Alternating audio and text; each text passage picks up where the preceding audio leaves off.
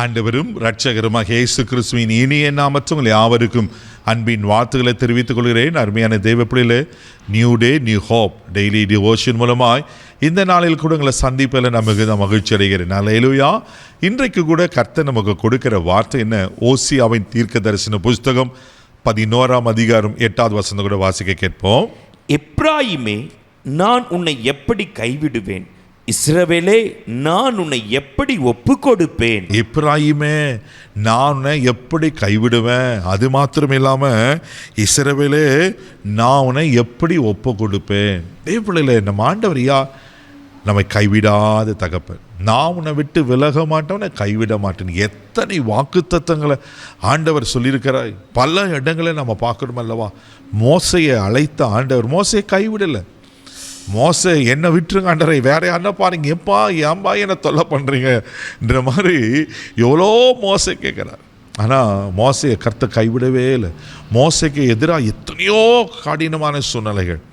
மோசையோடு இருந்த ஆண்டவர் யோசுவாவோடு இருந்தார். யோசுவாவுக்கு சொல்லும்போது சொல்கிறாரு, நான் மோசையோடு இருந்து போல உன்னோடு கூட நான் இருப்பேன்.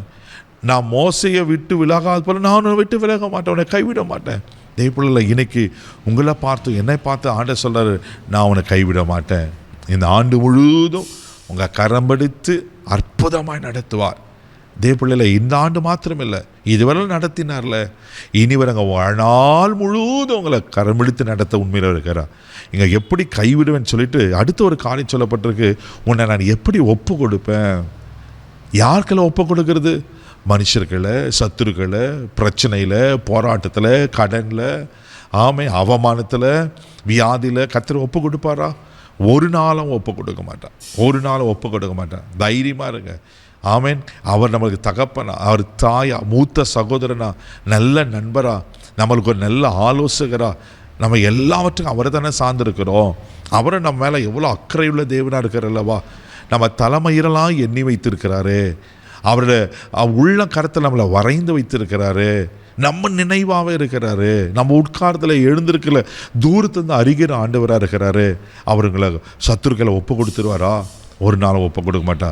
சங்கீதத்தின் புஸ்தகம் 31ஆம் சங்கீதம் 8வது வசனத்தை கூட வாசிக்கும் போது இப்படியா சொல்லப்பட்டிருக்கு. வாசிக்க கேட்போம். சத்ருவின் கையில் என்னை ஒப்புக்கொடாமல் என் பாதங்களை விசாலத்திலே நிறுத்தினீர். தேவப்பிள்ளையில, சத்துரு எவனை விழுங்கலாம என்று கர்ஜிக்கிற சிங்கம் போல காத்துட்டு இருக்கிறான். எப்போ இவனுக்கு பிரச்சனை கொடுக்கலாம், எப்போ இவனை கீழே தள்ளலாம், எப்போ இவன் விசுவாசத்தை கெடுக்கலாம், எப்போ இவன் பரிசுத்தத்தை கெடுக்கலாம், எப்போ இவன் ஜெப வாழ்க்கை கெடுக்கலாம், எப்போ இவனுக்கு நன்மை வருதை தடுக்கலாம். இப்படி பலவிதமான காரியங்களில் பிசாசு கங்கனை கட்டி கொண்டே இருக்கிறான் தேவப்பிள்ளையில. ஆனால் எப்பெல்லாம் பிரச்சனைகள் வருதோ, எப்பெல்லாம் சத்து நம்மளுக்கு எதிராக நிற்கிறானோ, கர்த்தர் என்ன தெரியுமா செய்கிறாரு? நமக்கு அரணாக இருக்கிறார், நமக்கு மதிலாக இருக்கிறார்.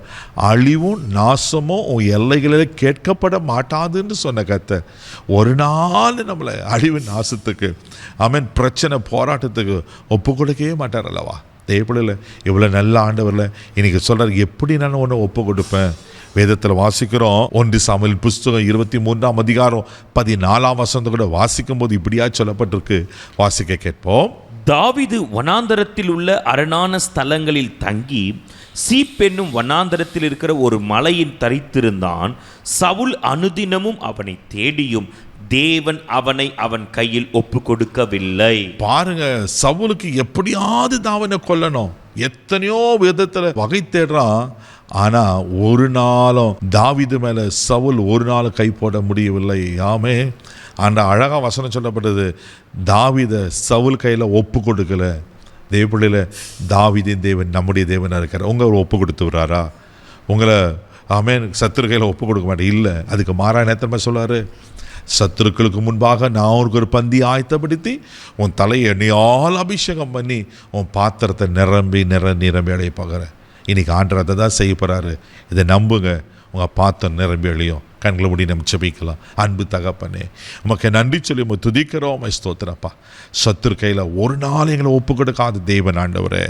அப்பா, உமக்கு நன்றி ஆண்டவரே. எப்படி நான் உன்னை கைவிடுவேன்? எப்படி நான் ஒப்பு கொடுப்பேன்? அப்பா, நீங்கள் கேட்குறதே எவ்வளோ பயங்கரமாக இருக்குல்ல ஆண்டவரே. எங்களை ஒப்பு கொடுக்காத கர்த்தர் ஆண்டவரே, யாரால் ஒருவேளை சத்துரு கரத்தில் ஆண்டவரே சிக்கி கொண்டிருப்பாங்கண்ணா, ஒருவேளை தெரியாமல் ஆண்டவரே கஷ்டப்பட்டு கொண்டிருப்பாங்கண்ணா, இனி அவர்களை விடுவித்து அமனன்ற சத்துருக்கு முன்பாக இவர்கள் பந்தியை ஆயத்தப்படுத்தும்படியாக ஜெபிக்கிறோம். இதில் ஆசீர்வதியும் இந்த நாள் முழுதும் கரம் பிடித்து நடத்தும் கிருபைக்கு ஒப்பு கொடுக்கிறேன். இயேசுவின் மூலம் ஜெபம் கேளும் பிதாவே, ஆமென். ஒப்பு கொடுக்க மாட்டார். தைரியமாக போங்க. God bless you.